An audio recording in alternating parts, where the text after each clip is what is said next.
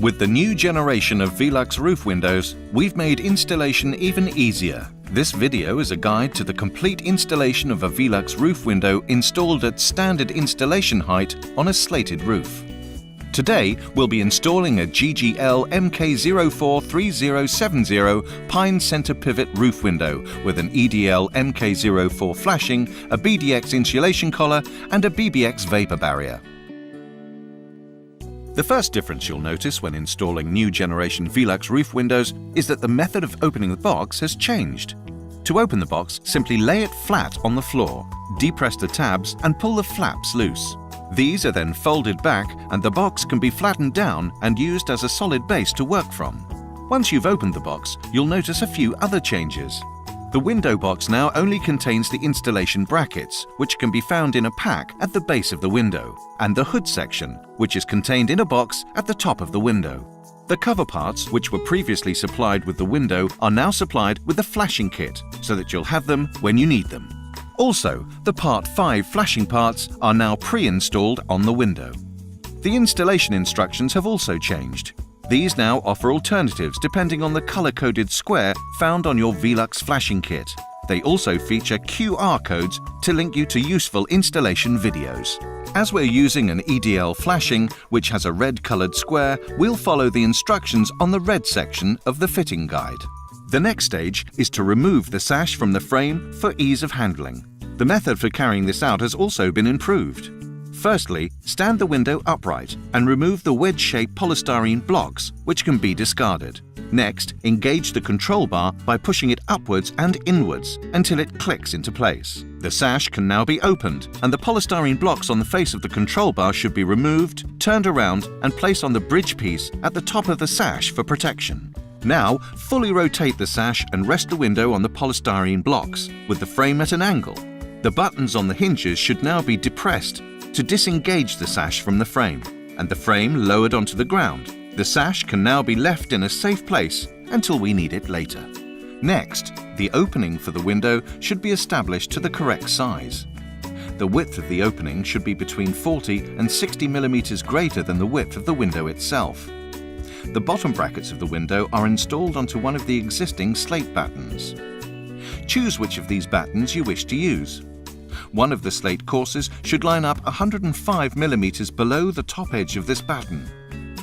Now measure a distance upwards from the bottom batten on which the window will be installed, which is the height of the window plus 45 mm. This is where the top installation batten should be positioned, making sure that it overhangs the width of the opening by 100 mm each side.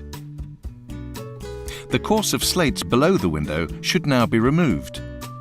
Excess felt should now be trimmed back and folded over the surrounding timbers to provide additional waterproofing. Now we will assemble the BDX insulation collar, the box of which also includes an underfelt collar. The corners of the BDX clip together as shown. Then it's lifted into position in the window opening, ready for the frame to be installed. Next, we need to fix the brackets to the window, following the instructions in the red section of the fitting guide. You'll notice a red and blue line running down the side of the window. These indicate where the brackets should be fitted, dependent on the color code of the flashing that you're using. With our EDL flashing, the brackets should be fitted at the red line level. As we can see from the instructions in red line installations, the brackets are fitted to the sides of the window at the top and bottom. The pre-drilled pilot holes will help you position the brackets correctly. These are now fitted using the screws supplied in the bracket box. The frame of the window is now lifted into position, ready to be fixed in place. Firstly, we will fully fix the bottom brackets of the window with a 30 mm and 80 mm screw in each bracket, making sure that the 80 mm screws are drilled through the infill batten and counter batten, if the roof has one, into the rafter. At the top of the window, a 30 mm screw is used in one of the horizontal slotted screw holes but left 10 mm proud. The Part 5 flashing parts can be removed at this stage if you find it makes it easier for you to take the sash in and out of the frame. These are unclipped using the plastic fixing on the underside of the cover part. Replace the sash into the frame by lining up the curved hinge pieces of the sash with the corresponding slots on the frame. Carefully look at the space between the sash and frame at the sides of the window. If the space is larger at the top than the bottom on one side, a fine adjustment can be made with a crowbar on the outer edge of the frame to square the window up and bring it into line. Next, open the window and look at the opening at the bottom between the sash and frame. This should be even the whole way across. If it's not, the black wedge supplied in the flashing box can be used on the top bracket opposite the side on which the opening is wider to prop it up slightly and even the opening between the sash and frame. Once all required adjustments have been made, the sash can be removed from the frame again by depressing the hinge buttons to disengage. Now fix the upper brackets by fully fixing the 30mm screws and adding 80mm screws through the battens to the rafters. We are now ready to fit the BFX underfelt collar. The first stage is to mark the position of the transverse drainage gutter. Place it at an angle to allow for adequate runoff of any water that might run down the roofing felt, for instance, from broken slates above.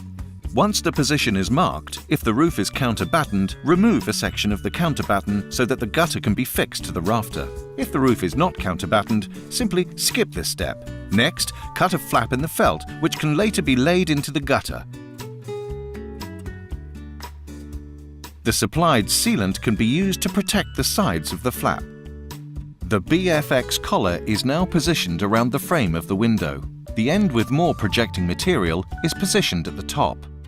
Remove the plastic covers from the strips of sealant on the collar and fix it to the edges of the window frame, dressing the corner flaps as described in the instructions.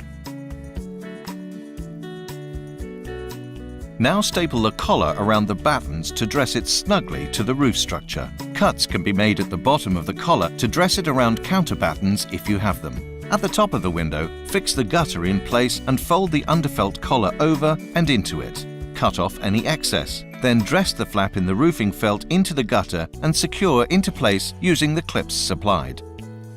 Now we're ready to start fitting the flashing kit. The flashing box opens using tear-off strips.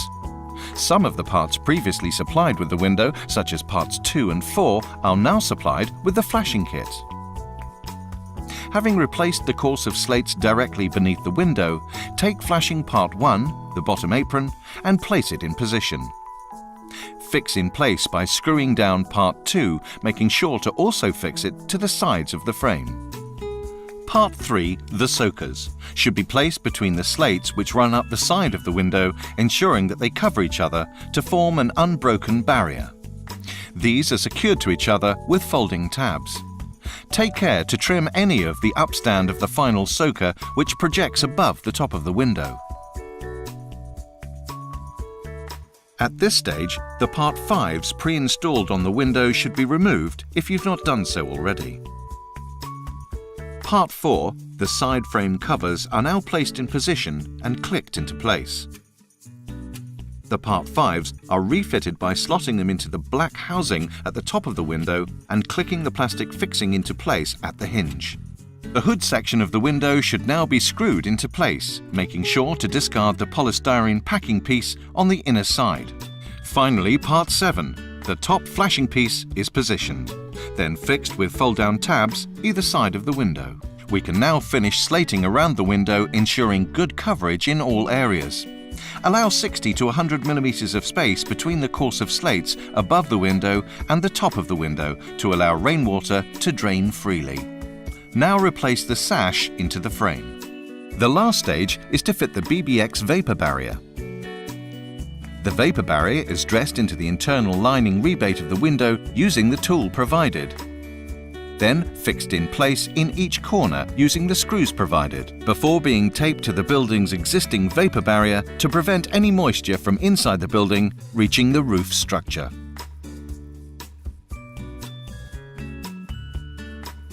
The installation is now complete.